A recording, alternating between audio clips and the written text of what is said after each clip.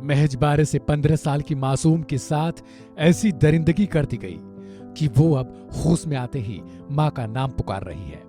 उसे कई टांके लगाए गए हैं। मामा और पिता की बातों को ज्यादा समझती है, जिसकी वजह से इन दोनों को ही साथ में रोका गया है। पुरुषों को देखकर ही अब वो चिल्लाने लगती है। होश आने के बाद से सदमे में चली गई है। ये कहानी है उस पीड़िता की जो अभी भी अस्पताल में है। इस बीच बच्ची को बचाने वाले 2 पुलिस वाले अब चर्चा का विषय बन गए हैं। कहा जा रहा है कि अगर ये दोनों पुलिस वाले नहीं होते तो बच्ची का बचना भी मुश्किल हो जाता। जानकारी के लिए बता दें कि ये दोनों पुलिस वालों ने बच्ची को अस्पताल में जाकर अपना खून दिया। इन्हें जैसे ही पता चला कि बच्ची जिंदगी और मौत से जंग लड़ रही है और अब उसे खून की जरूरत है, तो इन्होंने अपनी ड्यूटी को छोड़कर तुरंत इंदौर से ये उज्जैन के लिए रवाना हो जाते हैं और वहां जाकर उस नन्ही सी मासूम को अपना खून देते हैं। 12 साल की मासूम के साथ दरिंदों ने ऐसी दरिंदगी की है कि वह चिड़चिड़ी सी हो गई है। 3 दिन से लगातार इलाज जारी है। डॉक्टर भी समझ नहीं पा रहे कि उसका बर्ताव आखिर ऐसा क्यों हो गया है। पुरुष स्टाफ को देखकर वह जोर जोर से चिल्लाने लगती है। पुरुषों को देखकर भी उसके मन में अब भय जैसा माहौल बन जा रहा है।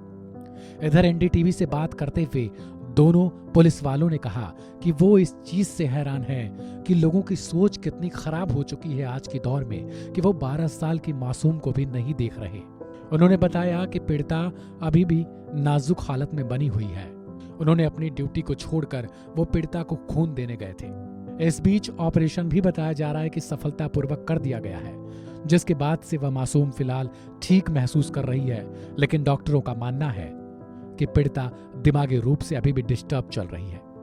कहा जा रहा है कि मासूम के साथ ऐसी दरिंदगी है कि वह उस घटना को भूल नहीं पा रही। पिछले 3 दिनों से वह अस्पताल में भर्ती है। जब जब उसके दिमाग में दरिंदगी का वह मंजर घूमता है, तब तब वह चिल्लाने लगती है। यूं तो ये भी अब भय उसके जिंदगी भर के लिए हो गया, क्योंकि एक हैवान की हैवानियत मासूम पर भारी पड़ चुकी है। दरिंदे ने मासूम को इतना तड़पा दिया कि वह अस्पताल में किसी भी पुरुष स्टाफ को देखकर भी अब चिल्लाने लगती है।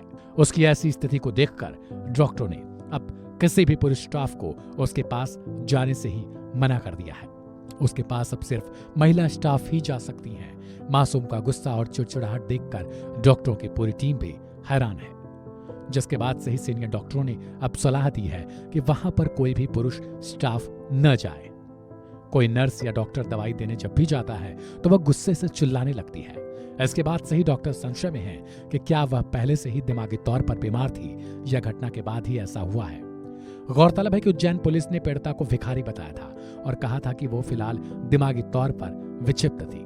हालांकि अब बताया जा रहा है कि डॉक्टर भी ऐसा ही मानने लगे हैं। हालांकि अभी माना जा रहा है कि मासूम पूरी तरीके से उभरने में करीबन 1 महीने का समय ले सकती है।